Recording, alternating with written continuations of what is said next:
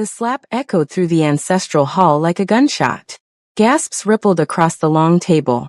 Crystal glasses trembled. The engagement ring hit the polished wood with a sharp clink that seemed louder than it should have been. I will not beg to be chosen. Soraya Cole's voice cut through the silence, calm and final. She turned toward the massive doors at the end of the hall, her spine straight, her steps measured. The room held its breath. Then a chair scraped against marble. If she leaves, Kong Davin said quietly, I leave. Every head turned toward him. He stood at the head of the table, his expression unreadable. His fingers moved to the signet ring on his right hand, the one that had been worn by 3 generations of Kong patriarchs. He pulled it off. A name that cannot protect my wife is not mine. He set the ring down beside his untouched glass and walked toward the door. Toward her. The hall erupted into chaos behind them. But that was hours from now. If you've ever been told to shrink yourself for someone else's comfort, like this video right now. Because what you're about to see proves that real love never demands that sacrifice. Hours earlier, the banquet had begun with all the precision of a military operation. Soraya had arrived exactly on time, wearing a deep emerald dress that respected tradition without surrendering to it. The fabric moved like water when she walked, elegant but not apologetic. The seating arrangement told her everything she needed to know. The long table stretched beneath chandeliers that cost more than her foundation's annual budget. Davin's father sat at the head, his mother to the right, uncles, aunts, cousins arranged by rank and favor. Davin himself was 3 seats down on the left side. Soraya was placed at the far end, past the youngest cousins, past even the family attorney. She took her seat without comment. She had expected this. Davin's eyes found hers across the distance. She gave him the smallest nod. I'm fine. She was fine. She had walked into worse rooms than this and walked out with her dignity intact. But Davin stood up, walked to Soraya and whispered to her, I would have sat with you, but father insisted I sit beside him. Indeed, his father had insisted, saying he had to sit next to him as his heir. Soraya nodded. She was okay with that. She told Davin she was fine. The first course arrived. Conversation flowed in Korean, shifting to English only when absolutely necessary. Soraya understood more than they assumed. Her Korean wasn't fluent, but it was functional. She caught the sideways references, the carefully phrased questions that weren't questions at all. Davin's aunt, a woman whose elegance beamed the room, smiled across the table. It must be overwhelming, Miss Cole. All these traditions. So different from what you're accustomed to. The table quieted slightly. Waiting. Every culture has its complexity, Soraya replied evenly. I find that people who respect their own traditions usually extend that respect to others as well. The aunt's smile thinned. Of course. Though some guests misunderstand tolerance for acceptance. Soft laughter traveled down the table like a wave. Soraya set down her chopsticks with deliberate care. And some families confuse fear with tradition, she said. The laughter died. Silence pressed down on the room like a physical weight. Davin's father stopped mid-reach for his glass. His mother's face went carefully blank. Then Kong Sorrel stood up. Davin's sister was beautiful in the way expensive things are beautiful. Perfect hair. Perfect skin. A dress that probably required 3 fittings. She moved with the confidence of someone who had never been told no. You speak boldly, Sorrel said, walking slowly around the table toward Soraya. For someone temporary. Soraya didn't stand. Didn't move. Just watched her approach and smiled. Do you know how many women mistook my brother's attention for destiny? Sorrel's voice was soft, almost kind. That made it worse. They all thought they were different. Special. She stopped beside Soraya's chair. They all thought they could change him. Change us. Sorrel's hand came up fast. And how dare you even talk back at Gomo? The slap cracked across Soraya's cheek, snapping her head to the side. For 3 seconds, nobody moved. Then Soraya paused, smiled and turned her face back. Slowly. Her cheek was already reddening, but her eyes were absolutely calm. She stood. Her hand moved with the same speed Sorrel's had. The return slap was controlled, precise and perfectly placed. Sorrel stumbled back, hand flying to her face, eyes wide with shock. Respect is mutual, Soraya said quietly. The room exploded. Voices overlapped in Korean and English. Davin's father was on his feet. His mother looked faint. Uncles were shouting. Soraya reached down and pulled the engagement ring from her finger. The diamond caught the chandelier light as she set it carefully on the table in front of her empty plate. I will not beg to be chosen. She turned toward the doors. Her hands weren't shaking. Her breathing was steady. She had meant every word. Davin hadn't moved. He sat in his chair, watching her walk away. His face showed nothing. She thought, so this is how it ends. He chose bloodline. I expected nothing less. Her hand touched the door handle. Behind her, a chair scraped. If she leaves. Davin's voice cut through the chaos like a blade. I leave. Soraya's hand froze on the handle. The shouting stopped. She heard his footsteps, calm and measured, crossing the marble floor. Heard something small and metallic hit wood. A name that cannot protect my wife is not mine. She turned. He stood in the center of the room, his family signet ring lying beside his wine glass. Every eye in the hall was fixed on him. He didn't look at them. He looked at her. Then he walked to the door, opened it, and held it for her. They walked out together. The night air hit them like cold water. Soraya made it down the front steps of the ancestral hall before the anger caught up with her. She spun on him. You said nothing. Davin stopped 3 feet away. I know. They seated me like a servant. Your aunt spoke to me like I was some naive child. Your sister struck me in front of your entire family. Her voice was rising. She didn't care. And you sat there. Silent. Yes. That's all you have to say? Yes. He met her eyes steadily. If I had defended you immediately, they would say you hide behind me. That you need my protection to survive in this world. So you let them humiliate me? No, his voice was quiet but firm. I let them expose themselves. Soraya laughed bitterly. How strategic of you. You don't understand. I understand perfectly. You wanted to see if I could handle it. If I was strong enough for your world. She took a step closer. Well, congratulations. I passed your test. But I didn't sign up to be tested. That's not what I meant. He ran a hand through his hair, the first crack in his composure. If I had spoken first, your strength would have been invisible. They would have seen only my power. But you stood on your own. You answered them with your own voice. And you were extraordinary. Soraya's anger wavered. Just slightly. And when you slapped her back, he continued, something almost like admiration in his voice. Every person in that room learned that you don't need me to protect you. You can protect yourself. I shouldn't have to. No. You shouldn't. He took a breath. But now they know. The woman I love is not someone who can be bullied into submission. She's not someone who needs permission to be powerful. The anger was draining out of her, replaced by exhaustion. You could have warned me. Would you have come if I had? She was silent. You would have said we should wait, he said softly. Work on them gradually. Win them over slowly. And my sister would have used that time to build opposition. My aunt would have recruited allies. And by the time we tried again, the resistance would be organized. So you threw me to the wolves. I walked into the fire with you. And when you proved you could survive it, I chose you over everything I was raised to value. He gestured back at the hall. My name. My family.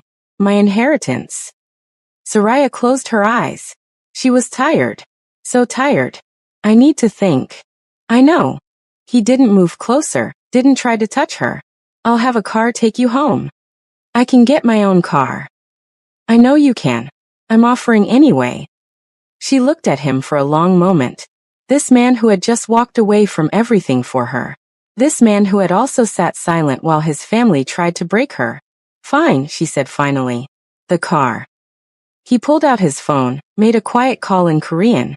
2 minutes later, a black sedan pulled up. We'll talk tomorrow, he said. Maybe. He almost smiled. Maybe. She got into the car. As it pulled away, she looked back once. He was still standing there, watching her leave, hands in his pockets.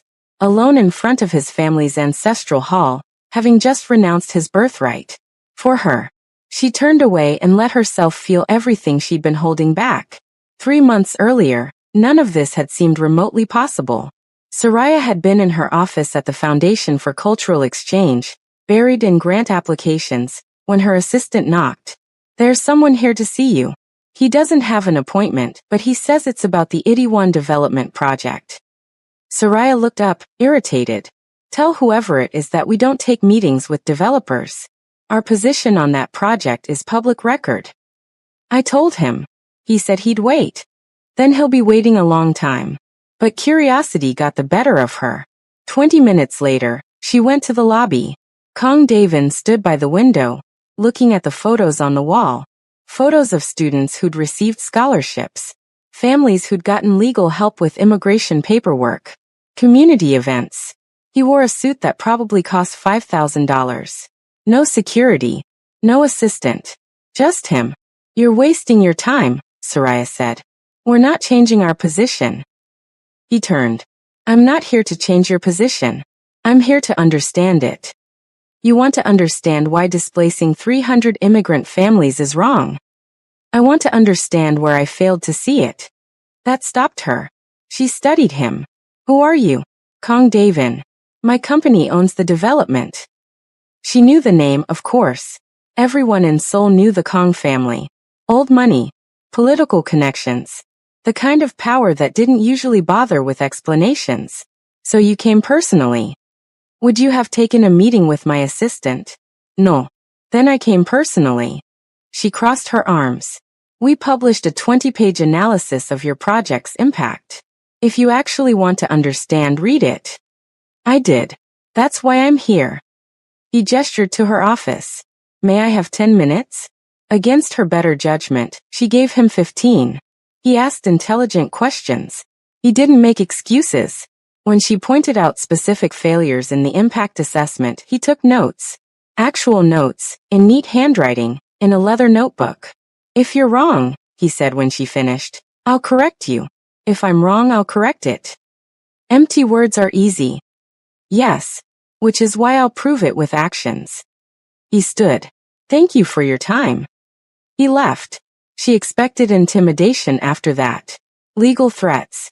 Pressure on her donors. It was what usually happened when you challenged powerful people. Instead, 2 weeks later, the development company announced major revisions to the project. Increased relocation assistance, community input sessions, protection for existing small businesses. Her assistant brought her the news. "Did you see this?" Soraya read the announcement twice, then 3 times. "He actually did it," she said, more to herself than anyone else. A week after that, Davin showed up at one of their community events. He stayed in the back, didn't make a speech, didn't seek recognition, just listened. He came to the next one, and the one after that. The 4th time, Soraya walked over to him. "Why do you keep coming?" "Because you don't treat me like a throne." She didn't know what to say to that. "Everyone in my life wants something," he continued. "Power, access, connection. You just wanted me to do the right thing." Most people want that. Most people are afraid to demand it. He looked at her directly. "You weren't." That was when she started seeing him differently. Not as the heir to some untouchable empire, but as a man who was tired of being surrounded by people who only saw his name. He pursued her carefully, patiently. He showed up. He asked her about her work. He listened when she talked about the families they helped, the barriers they faced, the small victories that kept her going. He never pressured her romantically, never used his influence to corner her. Just consistently, persistently, chose to be present. 3 months of coffee conversations, late dinners after events, walks through Itaewon where he asked about the neighborhood's history, and actually cared about the answers. She fell for him slowly, not for his power, not for his name, for the quiet way he revised his assumptions when presented with better information, for how he remembered the names of people he met at her events, for the fact that he showed up even when there was nothing in it for him. One night over dinner she asked him, "Why me? You could have anyone." "Everyone bows," he said simply. "You don't. Respect is mutual." He smiled. Exactly. That was when she knew. This wasn't infatuation. This was something real. But real didn't mean easy. His world was built on hierarchy, tradition, and the kind of power that demanded absolute loyalty. He had never publicly defied his family, never challenged the structure he'd been raised in. Until her. She challenged him constantly, questioned his decisions, pushed back when he retreated into the safety of authority. Once early on he said, "Everyone bows eventually." "To power maybe," she replied. "But respect is mutual. If you want mine, you don't command it. You earn it." He stared at her for a long moment. Then he laughed. Actually laughed, something she'd never heard him do. "What?" she asked. "Everyone else agrees with me. Even when I'm wrong. Then everyone else is failing you." Their love grew from that. From debate. From the friction of two people who refused to diminish themselves to make the other comfortable. She never wanted to be chosen. She wanted to be seen. And he saw her. Now, sitting in the back of the car heading away from the ancestral hall, Soraya let herself feel the weight of what had just happened. He had seen her stand up for herself, and instead of being embarrassed or angry, he had stood up too. Not to protect her, but to stand with her. The distinction mattered. Her phone buzzed. A text from Davin. "I meant what I said." She stared at it for a long time before typing back, "I know." The next morning, Davin went to his sister's apartment. She answered the door with a bruise blooming across her cheek. The same cheek Soraya had slapped. "You will apologize," he said without preamble. Sorrel's eyes flashed. "She struck me." "After you struck her first. She insulted our family at our table." She responded to provocation with truth. "You responded with violence." He stepped into the apartment, closing the door behind him. And then she responded with equal measure. "Which is her right. She has no rights at that table. She has every right. She's going to be my wife. Not if I have anything to say about it. You don't." His voice was cold now. "But you will apologize. Privately. Sincerely. Or you will find yourself without access to the family accounts you've been using to fund your lifestyle." Sorrel went pale. "You wouldn't. Try me." They stared at each other. "She'll never accept it," Sorrel said finally. "An apology from me means nothing to her. Then you'll have to make it mean something." He left before she could respond. But when he tried to arrange a meeting, Soraya refused. "No," she said over the phone. "She's willing to apologize." "I don't care if she's willing. I'm not interested." Soraya's voice was firm.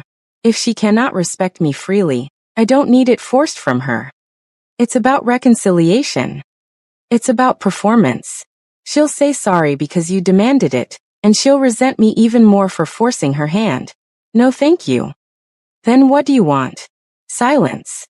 "I want time," Soraya said finally. "I want to think about whether I can live in a world where your sister hates me, where your family tolerates me at best, where every gathering will be a battlefield. It won't always be like this. You don't know that. I know that I love you. I love you too." Her voice softened. "That's why this is so hard." They agreed to space. A week of thinking. Davin respected it, even though it killed him. But his sister didn't stay quiet. Sorrel went to someone she thought could help. Someone who understood what it meant to lose Kong Davin. Li Yuna answered her door with surprise. "Sorrel?" "We need to talk," Sorrel said. "About the woman who's ruining both our lives." Yuna had dated Davin for 2 years. She came from the right family, had the right education, understood the world they lived in. Everyone assumed they would marry. Then he met Soraya, and Yuna became history. "What do you want?" Yuna asked carefully. "I want her gone. And I think you do too." Yuna let her in. What Sorrel didn't tell Davin, what nobody in the family knew, was that Yuna's brother was Kim Jinho. And Kim Jinho ran the second largest underground operation in Seoul. Davin and Jinho had been in a Cold War for 3 years. Competing influence networks, territorial disputes. Nothing violent, but the tension was real. And Sorrel had been watching Jinho for months. At events. Across rooms. He was everything Davin wasn't. Dangerous. Uncomplicated. Willing to break rules. She found him attractive. If Davin got back together with Yuna, Alliances would shift. Junho would be family, in a way. And Sorrel could finally pursue something for herself instead of managing her brother's image. I can help, Sorrel told Yuna. But we have to be smart. They fabricated a scandal. Careful. Detailed. Soraya's foundation received donations from dozens of sources. Most were clean. But they found 3 that could be made to look suspicious. Corporations with tangential connections to money laundering. Amounts that could be questioned. They built a narrative. The black woman running a cultural foundation was actually a front for illegal activity. She was using Davin. Using his name to legitimize dirty money. They planned to leak it to 3 media outlets simultaneously. The story would explode before Soraya could respond.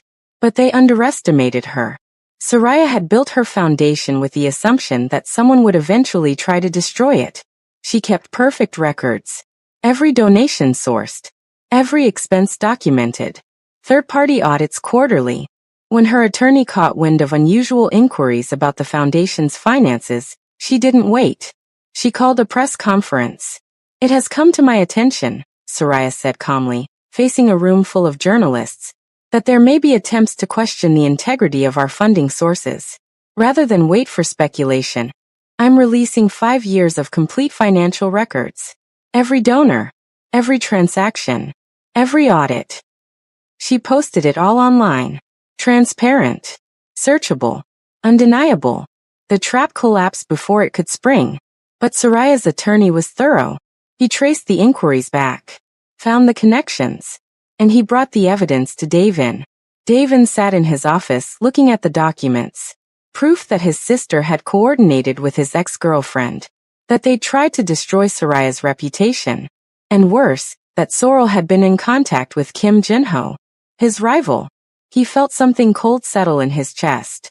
The next family council was mandatory. His father had called it, concerned about the public nature of Soraya's press conference. Davin arrived early. He brought documents. The family filed in.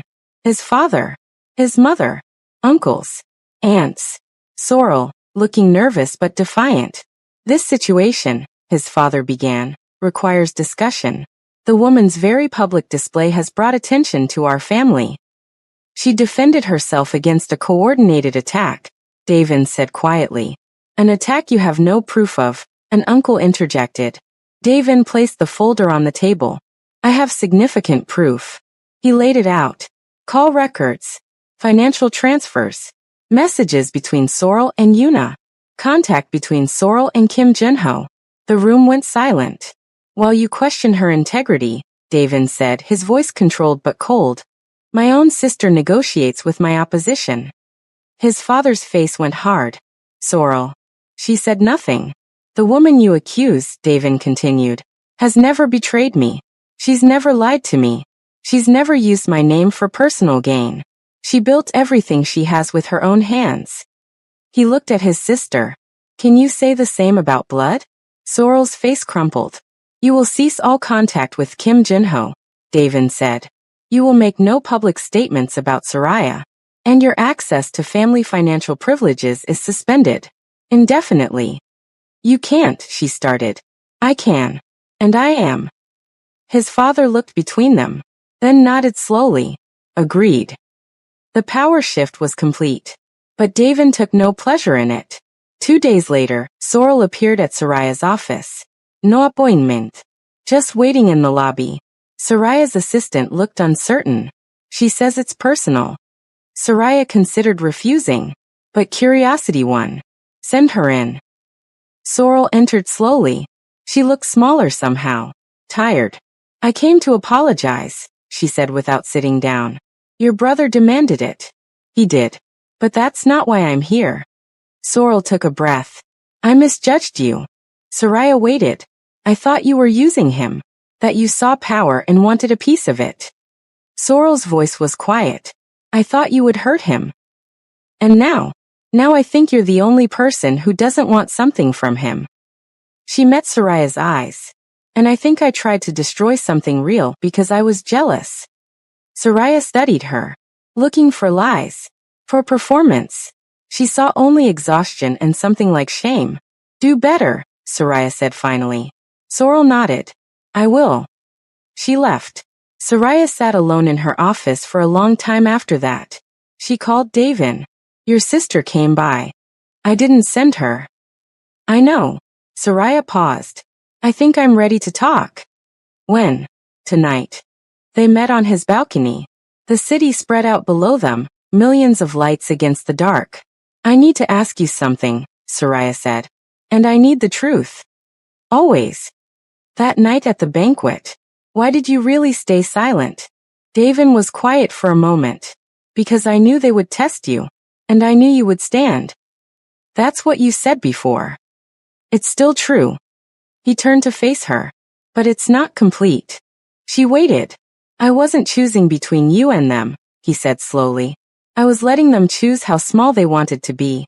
Because if I had defended you immediately, they would have made it about my authority. My decision. They would have spent years trying to undermine you, waiting for me to change my mind. And this way they know. You don't need my permission to be powerful. You don't need my protection to survive. You're not my weakness. You're your own strength. Soraya felt something unlock in her chest. I never wanted to be chosen. I know. I wanted to be seen. You are. He moved closer. You weren't chosen, Soraya. You were always the standard. From the moment you told me to do better, you became the measure of what I wanted in my life. She kissed him then. Not urgently. Not desperately. Just certainly. When they pulled apart, she was smiling. So we're doing this. We're doing this. Your family might never fully accept me. Then they'll adjust. The empire doesn't get to stay the same when you enter it. She laughed softly. That's a lot of pressure. You've been handling pressure your entire life. This is just pressure with better funding. The wedding was held in the ancestral hall. The same hall where Sorrel had slapped her. Where she'd placed her ring on the table and walked away. But today, the seating was different. Soraya walked down the center aisle, past family members who stood as she passed. Some looked genuinely pleased. Others looked resigned. A few still looked skeptical. She didn't care. Davin waited at the front. No hesitation in his eyes. No doubt. The ceremony was traditional but adapted. They honored his family's customs. They honored hers. They created new ones together. When the officiant asked if anyone objected, the silence was complete. They exchanged vows. His in Korean, then English.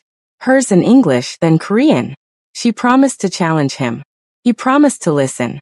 She promised to stand beside him. He promised to stand beside her. They kissed.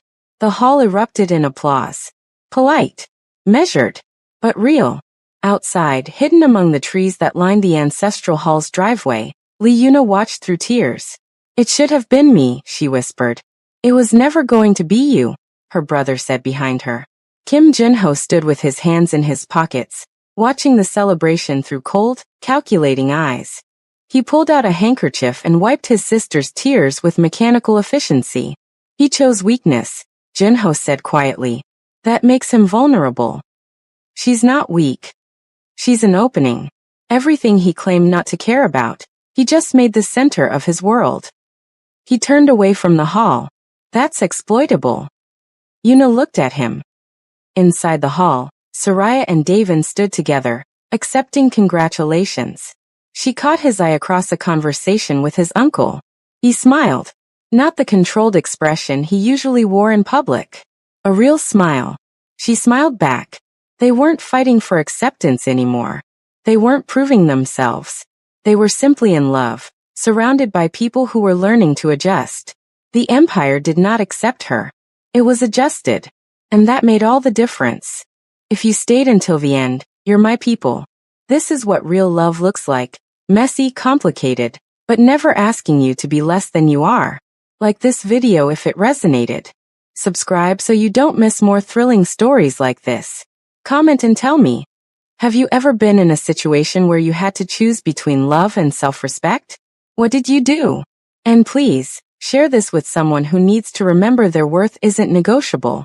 Thank you for watching. See you in the next one.